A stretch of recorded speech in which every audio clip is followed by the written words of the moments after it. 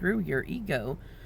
I guess this is video 2. Welcome to video 2. You're going to go through your ego, and you're going to find that it's going to be challenged. And that's what we mean by hurt. Usually when you get hurt in a non-abusive way, what it means is that your ego got hurt. You didn't get hurt, actually. By having your ego be hurt and challenged in that way, it creates opportunities for healing. However, you could manifest a soulmate relationship where you don't get hurt like that, where your ego can stay intact and you don't have to worry about it, and nobody ever says, why are you doing this to yourself, and things like that. And many people do. Most people do, in fact. Most people go, I'm done with this twin flame relationship, or I'm done with my twin, and things like that, and they never get beyond those points of ego for that reason, and there's nothing wrong with that. Though if you're choosing your twin flame relationship to avoid getting hurt in relationships or with love, that's kind of backwards. And so it's great when people ask questions like that, give you a moment to think about it. Why am I choosing my twin flame relationship? If it's to avoid getting hurt, well, you're going to get hurt more by not exploring other relationships, both because Spirit's going to bring that contrast only through your twin now. You've only got your twin to bring contrast through, to get through all your ego work, your shadow work, and to do all the fighting with. And if you're in separation, or at least the illusion of separation in the 3D, then that's your only source of romantic, intimate energy too. And if that separation means that is not there. So then your challenge is to give that to yourself. You can't just not have it. And a lot of times not giving it to yourself also means that you hold your twin out of place, because you're thinking about what you don't have. And anything you think about that you don't have, the universe says, oh, they want more of that not having of that thing, or that person, or that energy. So either way, by choosing your twin flame relationship, yeah, you're going to get that contrast. It's going to come in there like that. And it's not that you're not going to get contrast by choosing a soulmate. In fact, the irony is, if you got brought in a soulmate who was like the perfect, knight in shining armor and everything that you wanted, you would likely be very unhappy. Not because you can't be happy, but because this universe, this human experience was based on growth. And if everything is good all the time, you don't grow. If it never rains and storms and gets cloudy and then moves and the sun comes out, we don't get rainbows. If it never goes dark at night except for the beautiful moonlight, then the seeds would not germinate and grow. If we never had winter or natural disasters or things like that, there wouldn't be a place for new plant beings to grow. The contrast is a part of this experience on Earth. And so if you got with somebody who was exactly like you, they'd rub you the wrong way. If you got with somebody who was the perfect balance of just like you, complementary, and the perfect contrast, that you never really fought, and nothing ever changed, and you never really grew, and they were always perfectly supportive, you'd actually probably be quite unhappy with it. But that's an experience you won't know until you try it, right? Now, there were many other answers to that question. Why would you choose your twin flame? And I loved seeing them. I love kind of being in a place where I feel like I can kind of see where someone is along their timeline, and even if they're in that space in their timeline, where it is that they may be finding cobwebs of ego things to work on. And I'm not doing it from a place of judgment, like you're here and you're there, just as an amusement with embracing the absurd. It's like, oh, okay, you're more in the beginning, I'd say 1 to 4 years, or, oh, you know what, I bet that person's been in it a while, maybe 6 years, maybe 15 years, maybe longer, and it's just kind of cool to be able to see that. This is a contrast that I'm enjoying by exploring these groups and social medias. Now, because I'm getting to my size limit in my phone, I'm gonna segue into what my answer is, and you've probably been able to tell a little bit by what I've been talking about. It's that, oh, that's funny, there's a song on called Decorate the Cat by Steve Weeks. I've never heard it, but it feels like embracing the absurd for me. And that's where I get to my choice of this. And it's fun because I decided that I would go back and start seeing my therapist again. Not for a need. I'm a firm believer you don't need a need to go and see a counselor or a therapist. In fact, it's often better if we see them when we're in a good space and things are actually going really well for us, so that they can have the contrast of seeing what we look like when we're happy and don't feel like life is falling apart. Also, it's just good to have the extra contrast of someone else to talk to. So I decided I would start seeing my therapist again, and it was wonderful. I was showing him how I've been glowing up and the fun of things, and I'm very open. There's very little that I hide from my therapist. It's one of the things I like about him and that I like about me. And I was sharing the journey.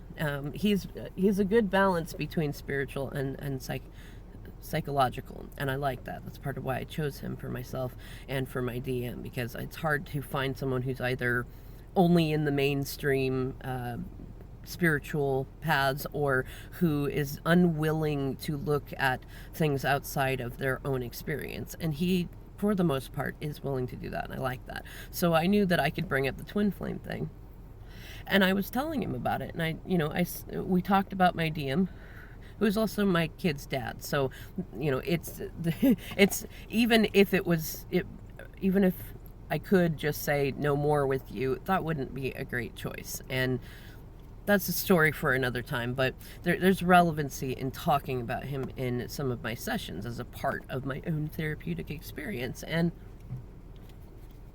it was interesting to talk about, I told them I'm embracing the absurd, that I chose to embrace the absurd in the beginning of the year, that we are twin flames, and that it's been ongoing for a very long time, and that this is simply a plot twist in the journey for learning, that we both had things to work on in terms of codependency, and he had never had an experience where he'd been single and living on his own by choice and done that sort of thing, and I still had some self-actualization to learn in terms of separating myself from my family financially and things like that, and we were having challenges being able to do that while being in 3D physical union.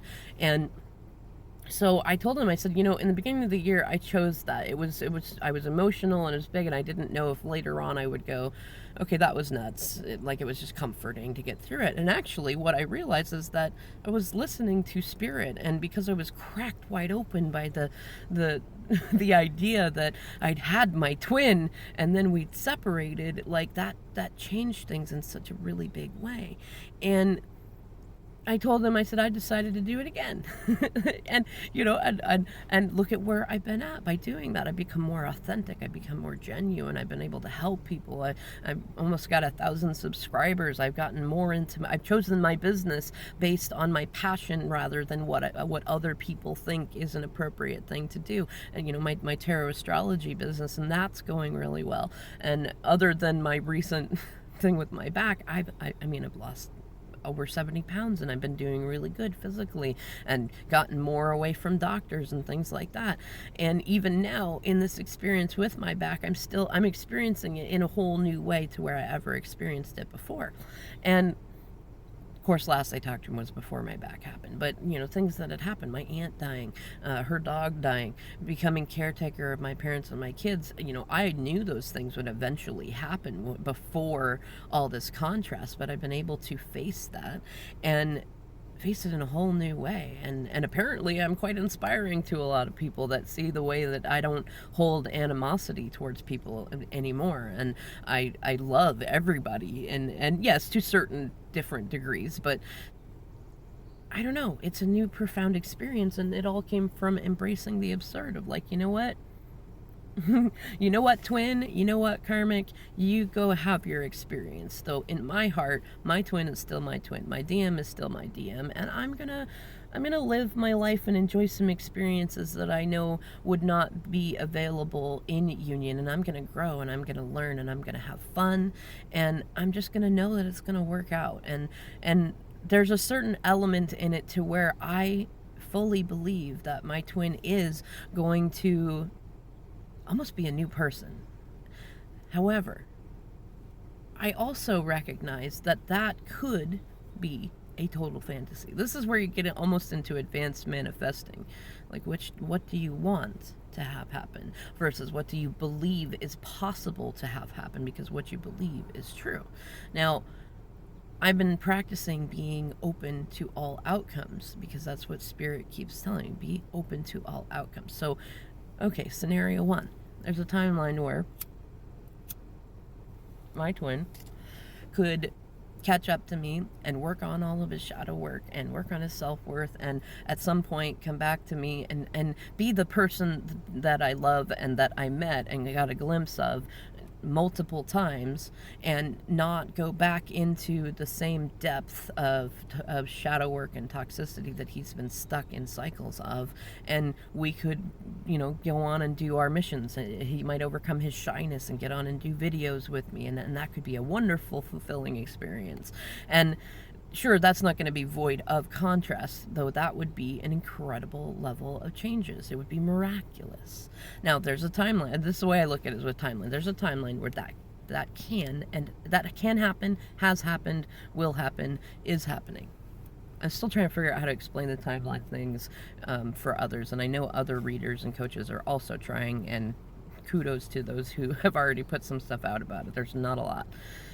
There's another timeline where my twin is either going to be slower. Well, I guess, let's say there's another timeline where he's going to make those changes, though it'll be slower, and he will likely come back into 3D union with me before he gets there, and it is intended that being with me helps him get there. Not that I help him get there, not that I heal him, simply that choosing union with me is him choosing to heal. And by contrast of being with somebody like me who is doing this stuff intentionally and talking about it, that he will be choosing that path and coming there too, which means that I cannot be in a place of only a destination disease where I won't allow him back in until he's fully healed. Then that timeline isn't possible. There's another timeline where he might not ever get out of the pain cycles. He might be stuck in that. And I will not go back into a toxic relationship.